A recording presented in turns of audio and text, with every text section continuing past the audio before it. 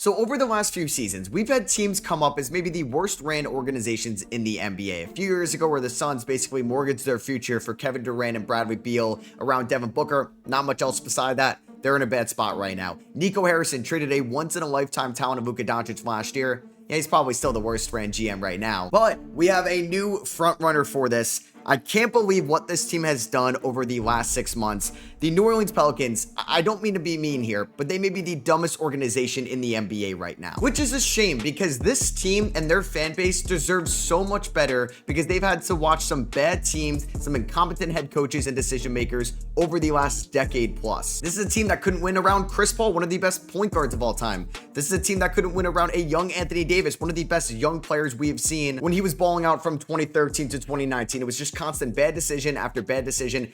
I thought they made out really well in the Anthony Davis trade in that 2019 offseason, but they're in a no better spot then than they are right now. Now, there was some momentum after the 2024 season. They go 49-33. Unfortunately, Zion gets hurt in the play-in tournament, so we can't play at all against the Oklahoma City Thunder. They get swept. That's fine. At least they were back in the playoffs after not making it in 2023, but then everything goes wrong in 2025. Going into the season, people thought they could be a playoff team. Everybody got hurt. You name it. They had one of the largest rosters in the NBA last year. So many different guys played. They basically traded away Brandon Ingram for 20 cents on the dollar because he was a free agent in 2025. They didn't want to extend him. The decision maker that didn't want to extend him and made the Anthony Davis trade, David Griffin, got fired, so they hired Joe Dumars to be their top decision maker. While one of their recent GMs, Trajan Langdon, turned the Pistons around, being from the worst team in 2024 to a playoff team in 2025. And Joe Dumars was a good executive in the early 2000s. He orchestrated the Detroit Pistons NBA title team in 2004. He 100% gets credit for that. But he was also part of the horrible mid-2010 Detroit Pistons team, a team that felt like it was rebuilding for a decade. He had a cup of coffee with the Sacramento Kings as an executive in 2020, and then he gets hired by the Pelicans this offseason to be the main decision maker, and it is not off to a good start whatsoever. And I know it's early, but if you look at just Tankathon, or you look at the projected draft order right now, you see 3 winless teams at the top. The Brooklyn Nets, that makes a lot of sense. You don't see the Pelicans owning a pick because they traded away their unprotected pick swap with the Milwaukee Bucks to the Atlanta Hawks to move up from 23 to 13. And I'll get into why the Pelicans own that 23rd pick in a second, but basically Ansi Salah, the Hawks general manager, had to confirm with Joe Dumars that they really intended to trade away the 2026 unprotected pick swap with New Orleans and Milwaukee because they couldn't believe it at the time. And when that came out as well during the draft, we couldn't believe it either. There's rarely a time where just kind of the NBA personnel, everybody inside the NBA environment, and us fans or media kind of agree that, like, what were you doing with this decision? Basically, everybody disagreed with it because it was reckless. The Pelicans did not have a great roster. Their franchise player, Zion Williamson, has major injury concerns, and you traded away your first round pick in what is a loaded 2026 NBA draft at the top. AJ DeBanza, Darren Peterson, Cameron Boozer. These guys can turn your franchise around, and you eliminated your chance at drafting one of these guys. And yes, Milwaukee's playing good right now. They're probably going to be a playoff team this year, but there were Giannis talks time as well. And who knew how Milwaukee's season could go at one point? What if Giannis misses 20 or so games? Do you think Milwaukee's going to make the playoffs? This was incredibly risky by Joe Dumars. And they had 2 picks in the NBA draft. They had pick number 7, which was their pick. It was a disaster season, so it really sucked that they got the 7th overall pick. But Jeremiah Fears looks good so far. They had the 23rd pick because on the night of basically Game 7 of the 2025 NBA Finals, the Pelicans were in possession of the Indiana Pacers 2026 first round pick. It was top 3 protected. This was one of the more intriguing assets, maybe the only intriguing asset they got from Toronto in the Brandon Ingram trade. Toronto got this pick from the Pascal Siakam trade. So hey, at least it was something, but Indiana looked like they were going to be good in 2026. But why did you have to make this trade during the NBA Finals? Because 5 days later, Tyrese Halliburton tears his Achilles. You really couldn't make this up. And then a couple weeks later, Miles Turner leaves Indiana for the Milwaukee Bucks. It is just so mind-blowing and so reckless the way Joe Dumars handled these transactions in the offseason. Why couldn't you just wait? I get that you thought Indiana was probably going to be better in 2026. So did I. But could we wait until the finals were over just in case something like this happened where their star player tears his Achilles and is out for the whole next season? And now the Pacers are off to an 0-4 start. Everybody is hurt on this team. Pelicans, does it remind you of something? Yeah, your team last year. This Pacers team also wasn't projected to play well this year either. They're 0-4. You lost out on a top pick. And oh yeah, you don't own your first round pick either. You were 0-4 to start the year in a very tough Western Conference, and you're going to have nothing to show for it at the end of the year. We're 4 games into the year. We're about a week into the NBA season, and there's people calling for Willie Green's job right now. So I've just worked myself up talking about the Pelicans' incompetent front office right now, and we haven't even got to anything happening on the court, because I thought the Pelicans were going to stay somewhat competitive this year since they didn't have their first round pick. I think when you look at this team on paper, they have a talented roster. These individuals are talented. Were they going to be able to put it all together? I didn't think so. That's why I didn't have them as a playoff team, but I thought they could make the play-in tournament this year as long as they could stay healthy. Now, they lose to Memphis to start off the year. They had a little bit of a fake comeback towards the end of the game, but you lost by 6 on the road, opening night, whatever. And then even though they lost to the San Antonio Spurs by 4 at home in overtime in game 2, it was really encouraging. Zion Williamson went right at Wemby in that game. He had 27 points, 10 rebounds. Trey Murphy, 24 points, 10 rebounds. Jordan Poole, 21 points,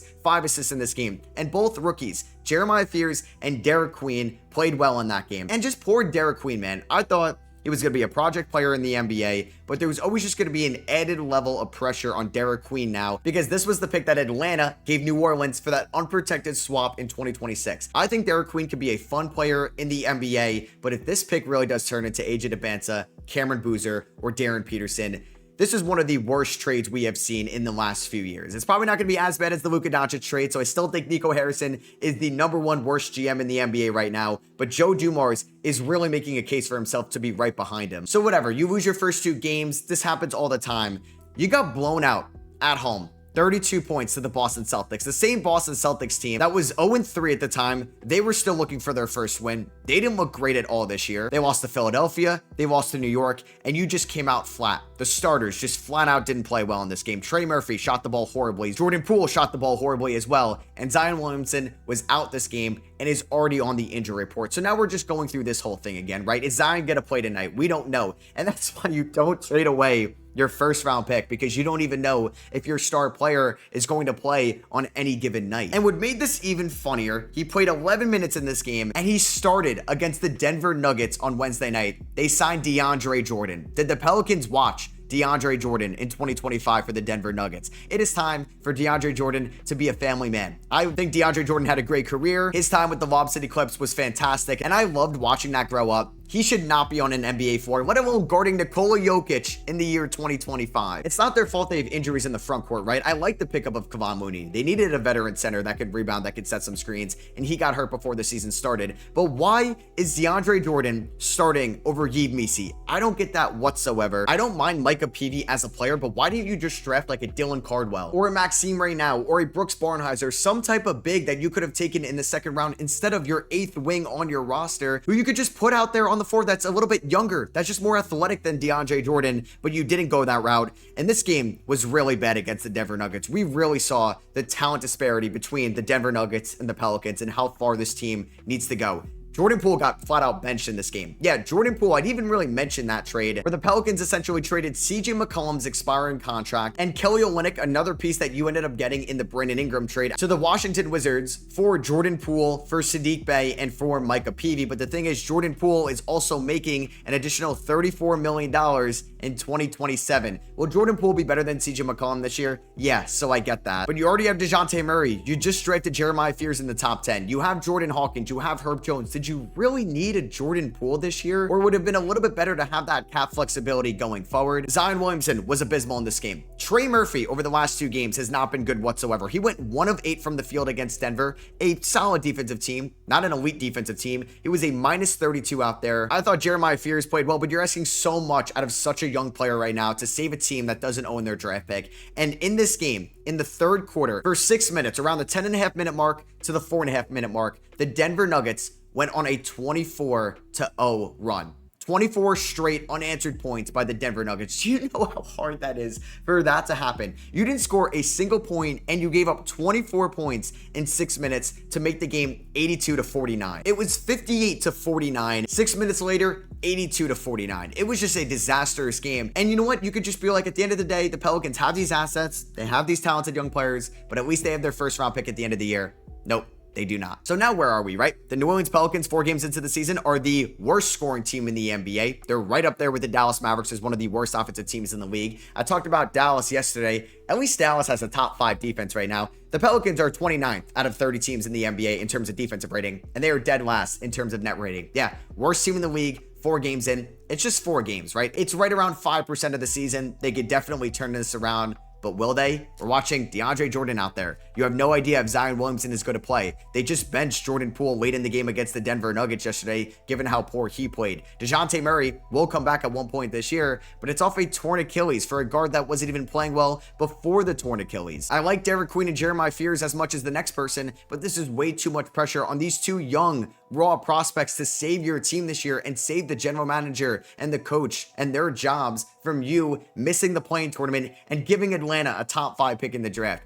This is how you get fired. And I mentioned it at the beginning of the video. There's already been rumblings that Willie Green could get let go this year. That really isn't too much of a surprise, given that that was kind of talked about in the offseason and some points last year as well. But head coaches really don't want to come here either because of the incompetent ownership, a team that messes up player personnel, a team that does not want to pay the luxury tax whatsoever, because there's already enough drama around that family that owns the team right now. Because I'll say the same thing now that I said in the offseason. I think this team has a bunch of talent on the team. They have a lot more talent on their roster than like a Brooklyn Nets, than a Washington Wizards, the Phoenix Suns, maybe even the Toronto Raptors right now. This team is not the worst team in the NBA. They should not be playing like the worst team in the NBA. Like, I'm serious. Go watch the 3rd quarter between the Denver Nuggets and the Pelicans a couple days ago. It is one of the worst performances you may see all season. So I don't know what they're going to end up doing this year. They're probably going to use Willie Green as a scapegoat. Their fans want him fired as well. Maybe ownership and Joe Dumars will go that route. I like their top assistant head coach, James Borrego. I think he was kind of an unfair fire by the Charlotte Hornets a couple years ago. I think he could still be a good head coach in this league. He comes from the Popovich tree. Maybe they go out and get Mike Malone, but I doubt this cheap ownership is really going to pay Mike Malone what he wants. And would Mike Malone want to go to the Pelicans and what they're doing right now? No, he's going to want to wait out and get a better job on the market. What if the Orlando Magic job opens? What if Dallas's job gets open? What if Atlanta's job gets open, right? Maybe Portland, if they're actually not going to hire Tiago Splitter as a full-time head coach after this year. There are so many better teams for Mike Malone to go be a head coach for than right now with the New Orleans Pelicans that don't have a smart front office executive right now in Joe Dumars. The Jeremiah Fears pick looks good.